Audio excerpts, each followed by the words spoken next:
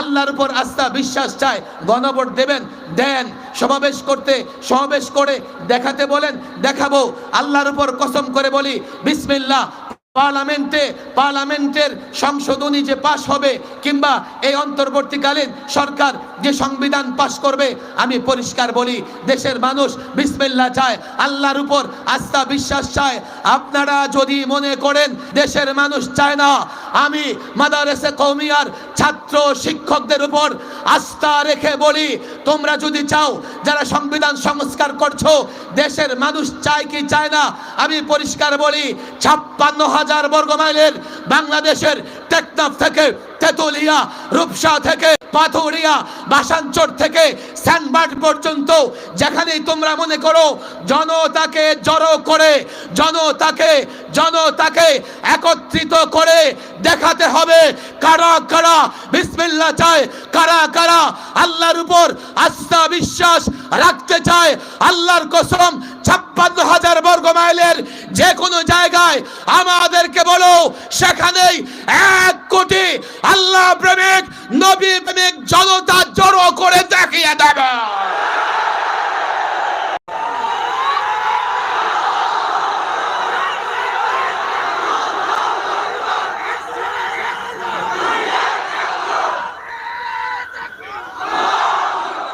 আমার কথা বুঝবার চেষ্টা করো। এই দেশের মালিক আমরা, আর ওরা আমাদেরকে ভাড়াটিয়া মনে করে। 47-এ আরে ওলামায়ে দেওবন্দের ইতিহাস দেখো। আমি এই ঘটনা প্রায় বলি, ওই ভারতের কসাই মোদির সরে কথা বললে দেশে থাকতে পারবে না। মোদির অফিস থেকে একটু দূরে দিল্লি গেটে 92,000 এমন লোকদের নাম আছে যারা ভারতের জন্য রক্ত দিয়েছে, ভারতকে স্বাধীন করবার জন্য লড়াই করেছে। আমি এই মুসলমান যুবকদের বলি, তুমি যদি সেই নামগুলো পড়তে থাকো, 2-4টা নামের পরে একটা অমুসলিমদের নাম পাবে, এর মানে 2/3 নাম হচ্ছে মুসলমানের। ভারত স্বাধীন করবার জন্য রক্ত মুসলমানরা দিয়েছে, ওলামায়ে দেওবন্দ দিয়েছে।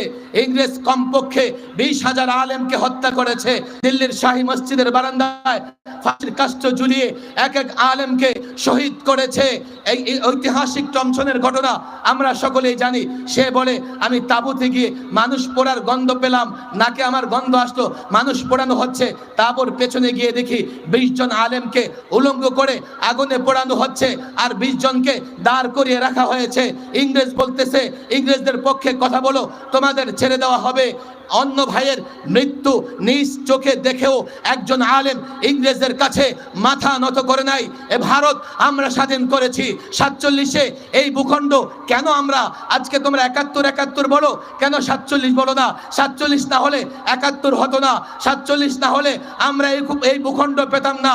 আমাদের আকাবির রাজনীতিবিদ, মুসলিম রাজনীতিবিদরা 47-এ সিদ্ধান্ত নিয়েছেন আমাদের একটা আলাদা ভূখণ্ড লাগবে, যেই ভূখণ্ড ইসলাম দিয়ে চলবে, কোরআন দিয়ে চলবে।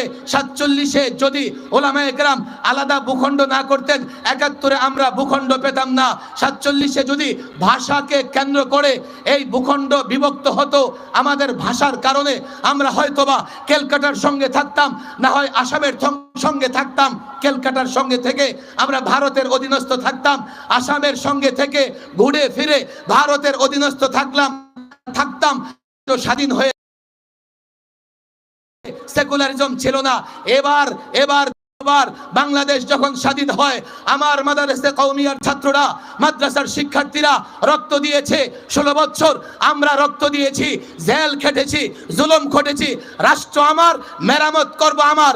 আল্লাহর কসম করে বলি, ইসলামী ভাবধারা, ইসলামী চিন্তাধারা, কোরআন সুন্নায় এমন কিছু বিষয়, কোরআন সুন্নাহ যদি আপত্তি করে, ওলামারা যদি আপত্তি করে, এমন বিষয় আমরা মানব না। পরিষ্কার বলি, রাষ্ট্র আবার দ্বিতীয়বার আমরা স্বাধীন করেছি, এই রাষ্ট্রকে পাহারাদারি করব, এই রাষ্ট্রকে সুরক্ষা দেব। আল্লাহর কসম, কোন এজেন্ডা বাস্তবায়ন করবার জন্য, কোন রাষ্ট্রকে খুশি করবার জন্য আজ যদি কোন সিদ্ধান্ত নেওয়া হয়, আজ যদি কোন সংস্কার করা হয়, আল্লাহর কসম প্রয়োজনে আরেকটা পরিবর্তন হবে, আরেকটা বিপ্লব হবে।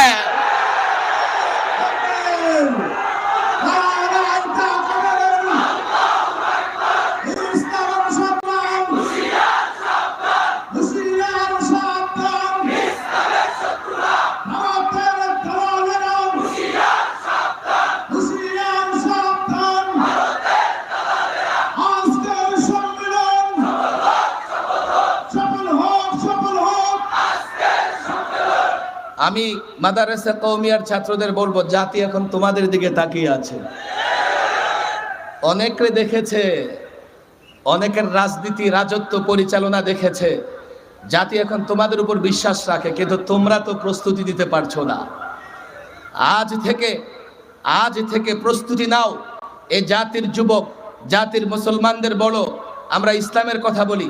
ইসলাম হচ্ছে ন্যায় ইনসাফের ধর্ম, ইসলাম হচ্ছে সাম্যের ধর্ম, ইসলাম হচ্ছে মানবতার ধর্ম, ইসলাম হচ্ছে শান্তির ধর্ম, ইসলাম হচ্ছে বিজয়ের ধর্ম। জাতিকে বোঝাও। ব্যবসায়ী তুমি কেন ভয় পাও?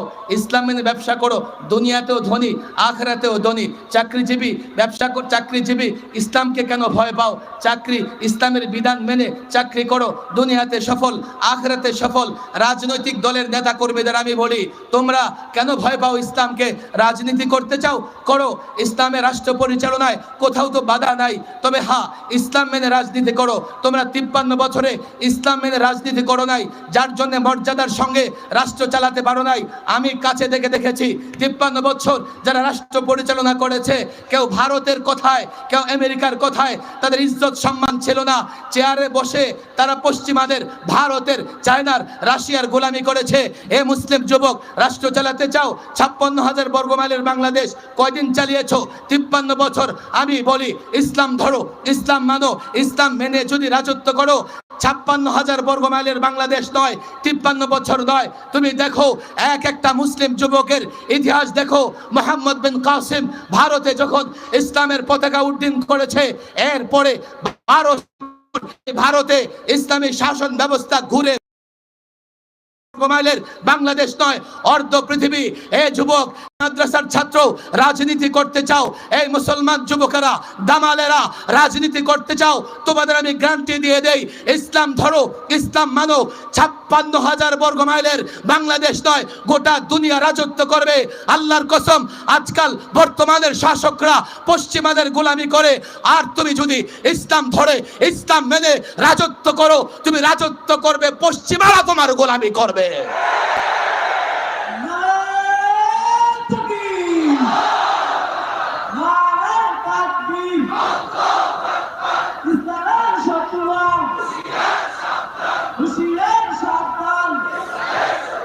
আমরা জাতির নেতৃত্ব দিতে প্রস্তুত হব তো ইনশাআল্লাহ। পাক্কা ওয়াদা করি, জাতির নেতৃত্ব দিতে প্রস্তুত হব তো ইনশাআল্লাহ। আমাদের একটা কাজ, আমি যেটা বলেছি, হাত নামানো যাবে না। এই জাতির প্রত্যেকটা ব্যক্তিকে ইসলাম বোঝানোর দরকার আছে না নাই? এই জাতির যুবকেরা শুধু ইসলাম না বোঝার কারণেই আলেম ওলামাদের বিরোধিতা করে, শুধু ইসলাম না বুঝবার কারণে ইসলামী শাসন ব্যবস্থার বিরোধিতা করে, ইসলাম না বুঝবার কারণে কোরআন সুন্নাহর শাসনের বিরোধিতা করে, ইসলাম না বুঝবার কারণে খেলাফত ব্যবস্থার বিরোধিতা করে। অথচ আমাদের মর্যাদা, আমাদের সম্মান ইসলামেই। কথা ঠিক না বেঠিক? আমি বলি, প্রত্যেককে দায়ী হতে হবে। প্রত্যেককে কি হতে হবে? দায়ী হতে হবে, দায়ী ইলাল ইসলাম। আমরা মুসলমানদেরকেও ইসলামের শান্তি বার্তা, রাসূল সাল্লাল্লাহু আলাইহি সাল্লাম শান্তির দূত, তার আদর্শ প্রত্যেকটা যুবকরে বোঝাতে চেষ্টা করব তো ইনশাআল্লাহ। ফলে কি হবে জানো? এই যুবকদের যদি ইসলাম বোঝাতে পারো, আমি তোমাদের গ্যারান্টি দেই, দেখো আমার কথা বুঝবার চেষ্টা করো। 5ই আগস্টে আমরা বিপ্লব করেছি, 2000 ছাত্র জনতা রক্ত দিয়েছে। তুমি যদি এই যুবকরে ইসলাম বোঝাতে পারো, এই যুবকরে নামাজ থেকে শুরু করে লেনদেন, বিচার ব্যবস্থা সবকিছু বোঝাতে পারো, এই যুবকের মুক্তি ইসলামের পথে, মর্যাদা ইসলামের পথে। আজকে মুসলমান মর্যাদা ছাড়া, আজকে মুসলমানের পৃথিবীর কোথাও মর্যাদা নাই। কারণ একটাই, সে ইসলামে পরিপূর্ণভাবে নেই। ইসলাম যদি পরিপূর্ণ মানে, তাহলে এই যুবকের দুনিয়াও সফল, আখিরাতেও সফল। তুমি যদি এই যুবককে ইসলাম বোঝাতে পারো, এই ছাত্র জনতা, আমি গোটা বাংলাদেশের নানা জায়গায় বক্তৃতা করছি, আমি যুবকদের ভেতরে চেতনা দেখতে পাচ্ছি। এক প্রোগ্রামে হাজারো যুবক অংশগ্রহণ করতেছে। তারা ইসলামের জন্য একবার হলেও ত্যাগ কুরবানি দিতে চায়। তুমি তাদেরকে যদি বুঝিয়ে শুনিয়ে ইসলামে তোমার দলে ভিড়াতে পারো, আল্লাহর কসম করে বলি, আগস্টে 2000 ছাত্র শিক্ষক রক্ত দিয়েছে। আর এই যুবকদের ইসলাম বুঝাতে পারলে আল্লাহর কসম করে বলি রক্ত দিতে হবে না। এই যুবক মাদ্রাসার ছাত্র, কলেজ ইউনিভার্সিটির ছাত্র নিজ জায়গা থেকে যদি স্লোগান তুলে ইসলাম চাই, বিনা রক্তপাতে দেশে ইসলাম প্রতিষ্ঠিত হবে ইনশাআল্লাহ।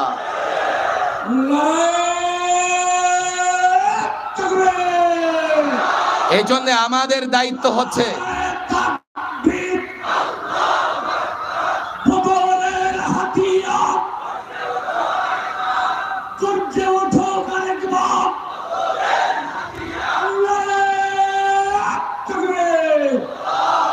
ওয়াদার কথা মনে থাকবে তো ইনশাআল্লাহ। পূর্ণাঙ্গ জীবন ব্যবস্থা আমাদের কাছে আছে না নাই? এটা জাতির যুবকদের, জাতির মুসল্লিদের বুঝাতে পারলে ওরা আমাদের ছেড়ে যাবে না। আর যদি না বুঝাতে পারি ওরাই আমাদের মাথার উপরে বাড়ি মারবে। সময় অত্যন্ত কম, আরো মেহমান আছে, ওনারা পর্যায়ক্রমে বয়ান করবেন। আল্লাহ তাবারক ওয়া তাআলা এই মাহফিল বরিশালে উলামাদের এই ত্যাগ এবং কুরবানিকে কবুল করে নিন। ওমা তাওফীকি ইল্লা বিল্লাহ ওমা আলাইনা ইল্লাল বালাগ।